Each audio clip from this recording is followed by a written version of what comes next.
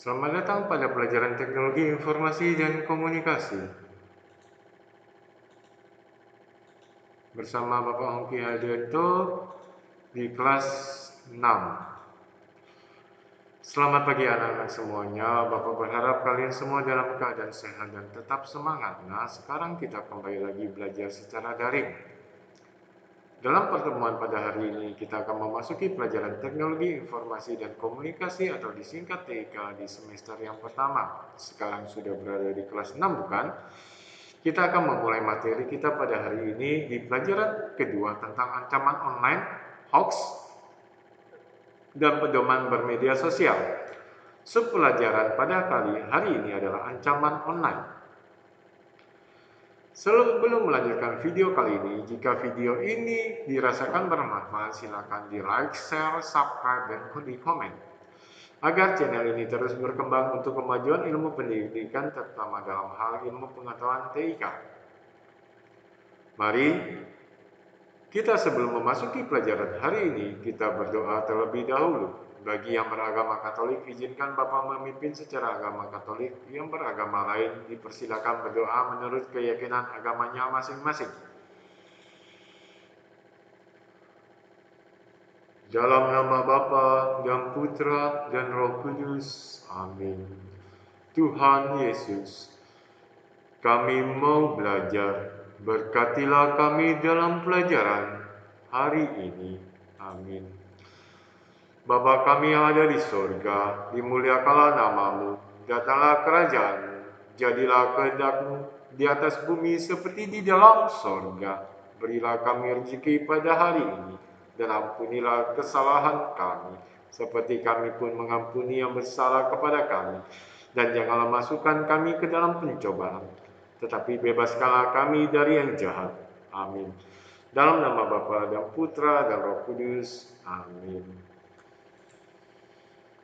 Oh ya, sebelum memasuki pelajaran hari ini, Bapak mengingatkan kembali, jagalah kesehatan kalian, pakailah selalu masker dan cuci tangan dengan baik dan benar, makanlah makanan yang bergizi. Jika berada di luar rumah, jaga jarak saat bertemu dengan orang lain sekurang-kurangnya 1 meter. Tetap pakai masker dan segera pulang mandi dan bergantilah pakaian yang baru. Cara menggunakan masker yang baik dan benar. Harus tertutup hidung, mulut, dan dagu. Cara mencuci tangan yang baik dan benar. Lakukan 5 langkah mencuci tangan pakai sabun yang benar selama 20 detik. Video pembelajaran kali ini Bapak akan tetap masukkan ke dalam link YouTube milik sekolah, yakni TIK SD Mary Yosef, dan file pembelajarannya Bapak udah masukkan ke Google Drive, ya. Di Google Drive ada file PowerPoint dan PDF. Jika ada waktu, seperti biasa, Bapak akan membuat flipbook. Flipbook ini akan sama dengan tampilan yang divideokan, juga sama dengan yang dibagikan di Google Drive.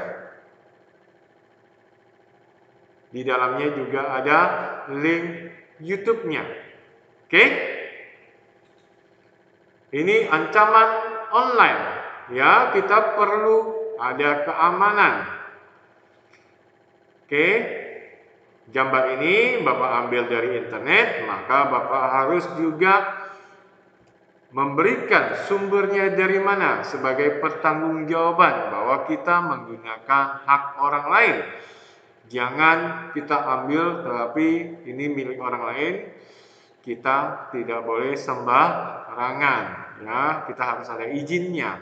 Kalau kita pakai, kita kasih informasi seperti ini, berarti kita kita boleh memakainya dengan tetap harus punya etika, memakai dengan memberitahu, kalau tidak kita bisa dituntut pidana. Oke? Pertemuan ke-6, ancaman online, hoax, dan pedoman bermedia sosial. Subpertemuan ancaman online. Silakan buka bukunya di halaman 34 sampai 40. Oke, ini bukunya sama ya.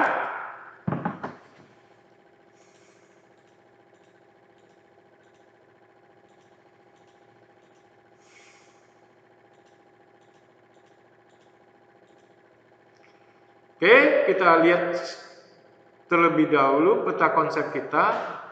Kita akan mempelajari ancaman online, hoax, dan pedoman bermedia sosial. Pada ancaman online, hoax, dan pedoman bermedia sosial, kita akan mempelajari tentang 3 hal, yakni ancaman online, berita bohong atau hoax, dan pedoman bermedia sosial. Pada ancaman online, kita mempelajari tentang cyberbullying, konten tidak pantas, serangan spam, spyware, dan phishing. Juga plagiarisme, pembajakan produk digital. Pada hari ini kita mempelajari tentang ancaman online ini. Ya, cukup banyak, jadi mohon bersabar. Kompetensi dasar 3.2 mengidentifikasi aturan keselamatan dan keterampilan dalam berinternet yang meliputi mengidentifikasi ancaman online, menjelaskan berita bohong hoax, dan menjelaskan pedoman bermedia sosial.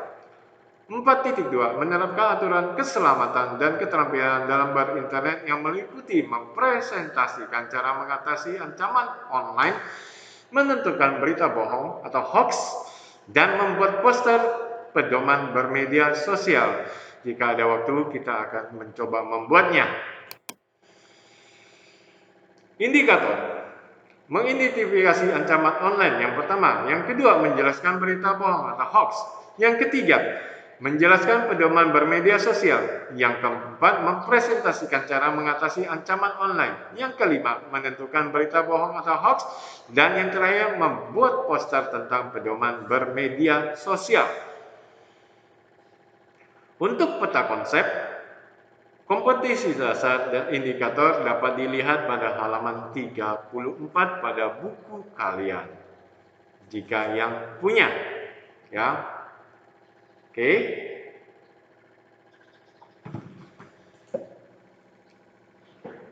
Kita buka halaman 35. Ancaman online. Internet mempunyai dampak positif sekaligus negatif. Jika dapat memanfaatkan dengan baik, internet dapat mengasah kreativitas dan mengembangkan keterampilan. Sebaliknya, internet juga dapat memberikan pengaruh negatif jika penggunanya tidak bijak. Oleh karena itu, kita perlu menyadari ancaman-ancaman online dari penggunaan internet. Apa saja bentuk ancaman-ancaman online? Bagaimana cara menanggapi ancaman-ancaman online? Oke. Ayo baca uraian berikut ini. Cyberbullying. Cyberbullying atau perundungan cyber adalah bentuk kekerasan yang dilakukan secara online atau melalui telepon seluler oleh orang lain. Bentuk cyberbullying bermacam-macam. Oke. Maaf. Seperti menyebarkan isu-isu palsu, menggugah foto-foto yang mengganggu kenyamanan orang lain, ancaman hingga tindakan yang berakhir pemerasan. Jika kamu mengalami cyberbullying, tindakan yang perlu kamu lakukan antara lain sebagai berikut. Oke, kita tunggu. 1. Jangan merespon. Pelaku cyberbullying selalu menunggu reaksi korban. Oleh karena itu, jangan terpancing untuk memberikan reaksi apapun.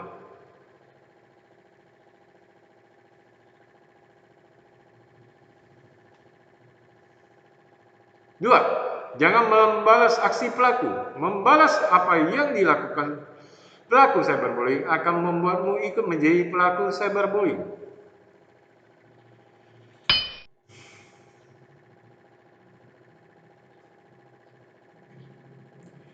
Bicara pada orang yang dipercaya seperti orang tua atau guru. Jika kamu menjadi korban cyberbullying, kamu harus melapor kepada orang tuamu atau gurumu agar kamu merasa aman. 4. Simpan semua bukti. Simpan file barang bukti atau cuplikan layar atau screenshot dari pesan, gambar, atau materi pengganggu lain yang dikirim pelaku. Jika aksi cyberbullying sudah mengarah ke pelanggaran hukum, jangan takut untuk melaporkannya ke pihak berwenang. Maaf, di sini salah ketik. Oke. Cara screenshot kalau untuk komputer dan laptop kita bisa lihat di tombol keyboard pada keyboard kita. Di sebelah F12 paling atas ada tulisan PRTSC, ya, SISRQ, itu screenshot. Udah itu kita lalu tinggal paste di Word atau di Paint. Kalau menggunakan Windows 10, Windows 10 itu lebih bisa juga. Kita hanya memilih bagian yang kita perlukan, itu Shift, lalu ada tombol Windows, logo Windows dengan S bersamaan. 3 tombol itu ditekan bersamaan. Kalau kita ambil lalu kita paste di Word atau di Paint. Bisa juga setelah kita Shift Windows S, lalu kita ambil, ya, pakai mouse, arahkan, klik sebelah kiri mouse, tekan, lalu arahkan apa yang mau kita ambil, baru kita lepas. Nanti itu direkam layarnya, baru kita bisa copy di paste ke Word atau Paint. 5. Blokir aksi pelaku. Kamu bisa memblokir aksi pelaku jika materi bullying muncul dalam bentuk pesan, komentar, atau profil. Gunakan fitur tool preference yang ada pada aplikasi tersebut. Jika bullying terjadi pada saat chatting, segera tinggalkan chat room. 6. Jadilah teman, jangan hanya diam. Jika melihat kawan yang menjadi korban bullying, bantulah ia menenangkan diri. Jadilah teman untuknya, jangan hanya diam saja. Perilaku diam atau malah ikut menyebarkan pesan fitnah akan meninggalkan aksi bullying dan dapat menyakiti perasaan korban. Jika kamu menjadi korban bullying, mintalah pelaku menghentikan aksinya. Jika masih berlanjut, laporkan kasus tersebut ke pihak berwenang atau kepolisian.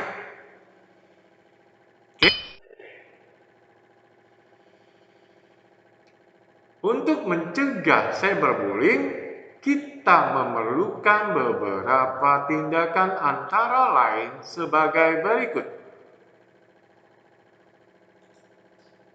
Oke. A.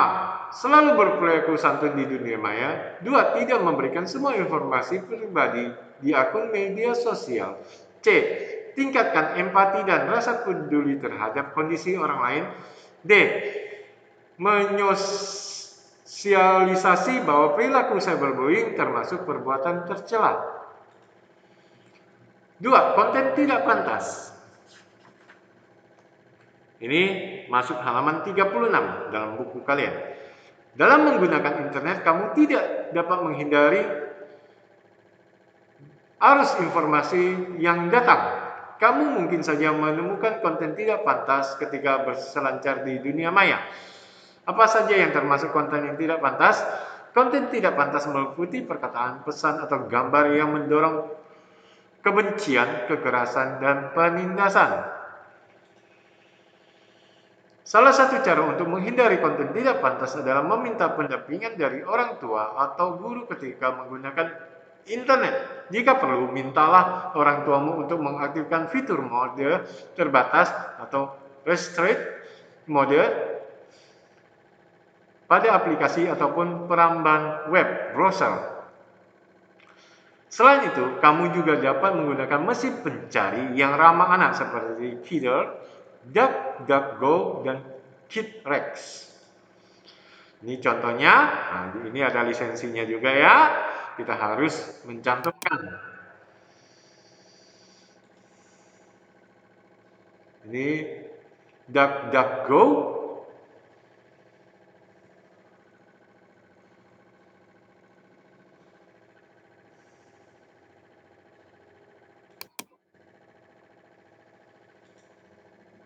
Ini KitRed.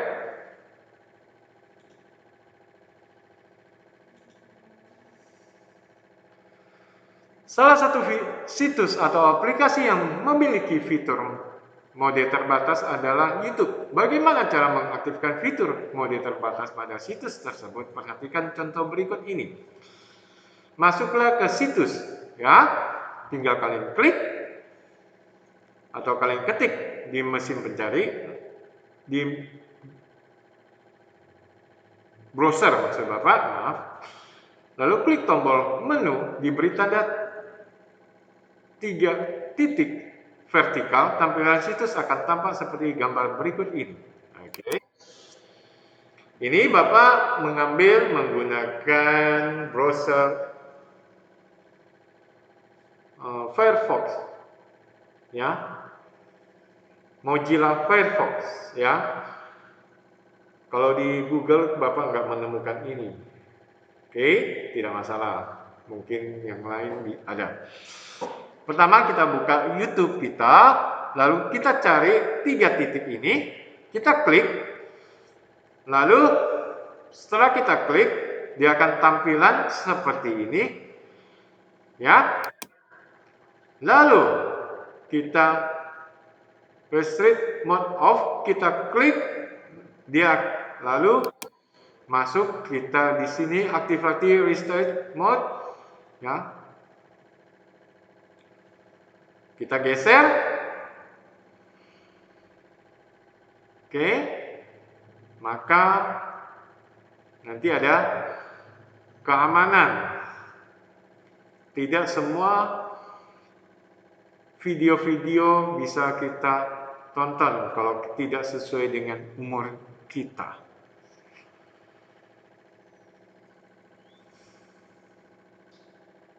Oke. Meskipun diklaim ramah anak, tetap memungkinkan bagi situs-situs tersebut untuk disusupi oleh komen-komen tidak pantas. Sebaiknya kamu tetap meminta pendampingan dari orang tua atau guru saat berselancar di dunia maya. Jika kamu terlanjur menerima sebuah konten atau pesan-pesan yang tidak layak atau negatif, segera lakukan hal-hal berikut.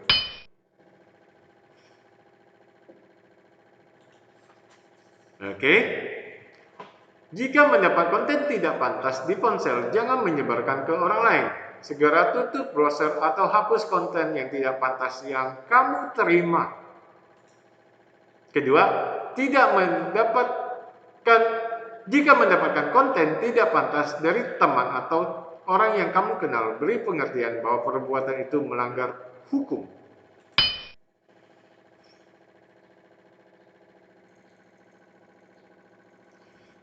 Tiga, jangan takut untuk menjalin komunikasi dengan guru atau orang tua mengenai masalah yang kamu hadapi. Yang terakhir, yang keempat, jika aksi nakal teman masih belum berhenti, ada baiknya jika kamu dengan orang tua atau guru berbicara langsung dengan temanmu tersebut.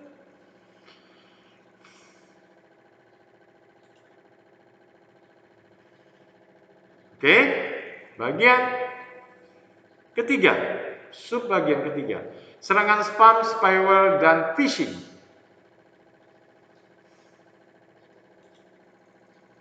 Oke, lihat gambar seperti ini.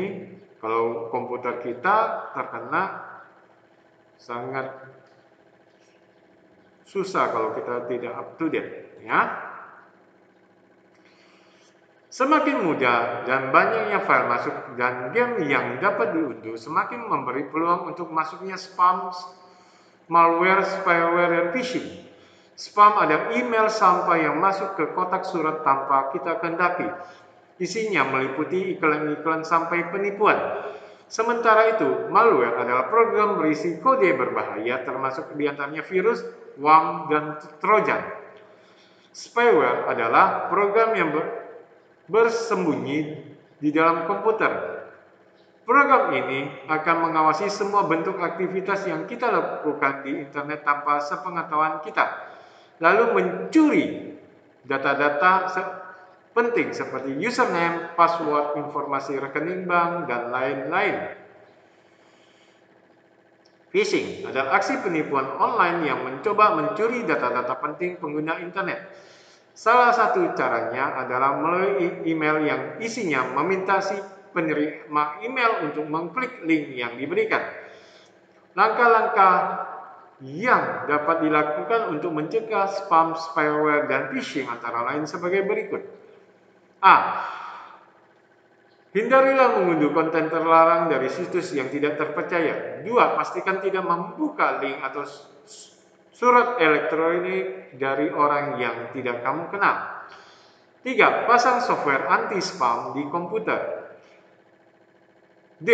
Selalu memperbarui antivirus di komputer atau laptopmu atau di telepon pintarmu, smartphone-mu.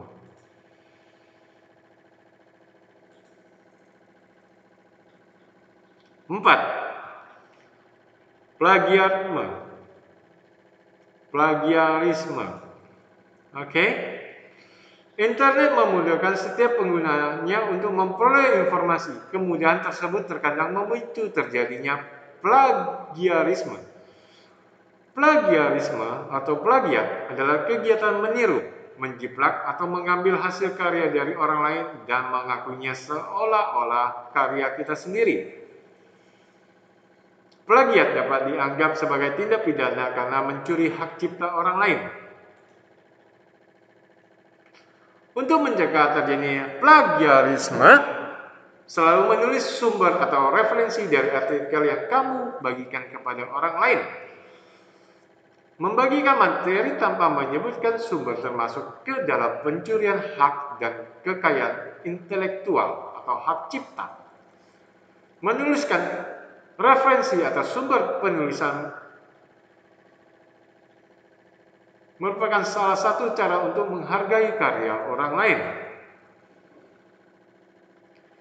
Jika karyamu ditiru oleh orang lain tanpa izin, kamu dapat menegur orang tersebut agar menghapus konten yang ia tiru. Kamu juga dapat menegurnya melalui surat elektronik atau surel, ataupun memberi komentar jika kamu melihatnya di media sosial. Jika pelaku plagiat tersebut tidak menghapus karya tersebut, kamu dapat melaporkan ke pihak berwenang atas pelanggaran UU ITE atau Undang-Undang Informasi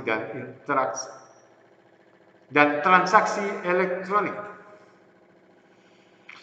Dari sini kita bisa klik, bisa melihat ya, apakah file yang kita terima ini, misalnya kita ambil buku, kita lihat sumbernya dari mana, apakah ini dia jiplak punya orang atau enggak, bisa kita lihat dari sini.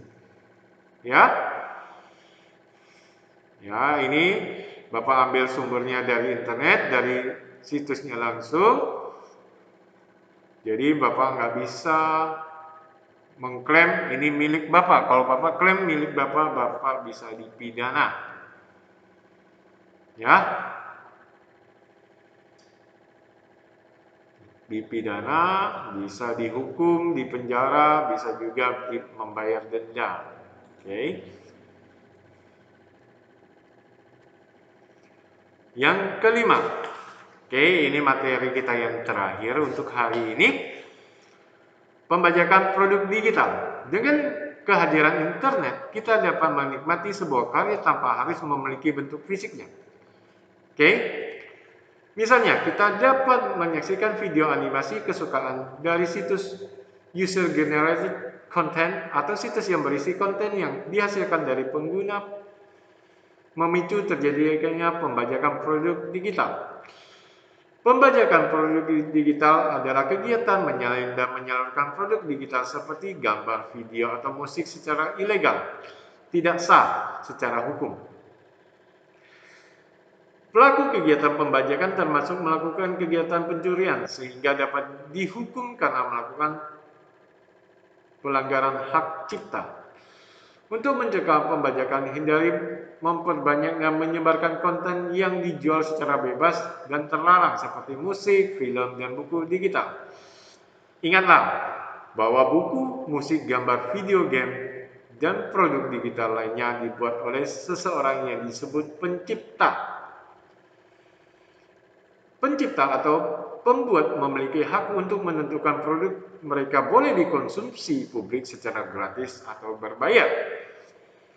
Salah satu cara yang dapat kita lakukan adalah menanggulangi pembajakan produk digital adalah meningkatkan kesadaran untuk tidak mengunggah, mengunduh, atau menggunakan produk digital yang melanggar hak cipta.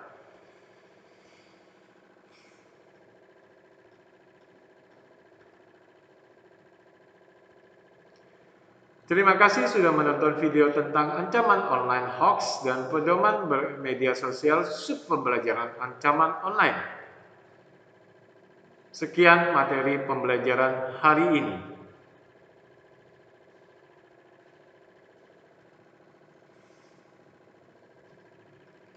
Di awal pertemuan kita sudah memulai dengan doa pembukaan, maka selayaknya juga kita mengakhiri dengan doa. Siapkan diri kita untuk berdoa. Bagi yang beragama Katolik, izinkan Bapa memimpin secara Katolik. Yang beragama lain dipersilakan berdoa menurut agamanya masing-masing. Dalam nama Bapa dan Putra dan Roh Kudus. Amin. Tuhan Yesus, kami sudah selesai belajar pada hari ini. Berkatilah kami dalam menuntut ilmu agar dapat berguna untuk masa depan kami. Amin. Salam Maria, penuh rahmat Tuhan sertamu, terpujilah engkau di antara wanita, dan terpujilah buah tubuhmu Yesus. Santa Maria, Bunda Allah, doakanlah kami yang berdosa ini, sekarang dan waktu kami mati. Amin. Dalam nama Bapa dan Putra dan Roh Kudus. Amin.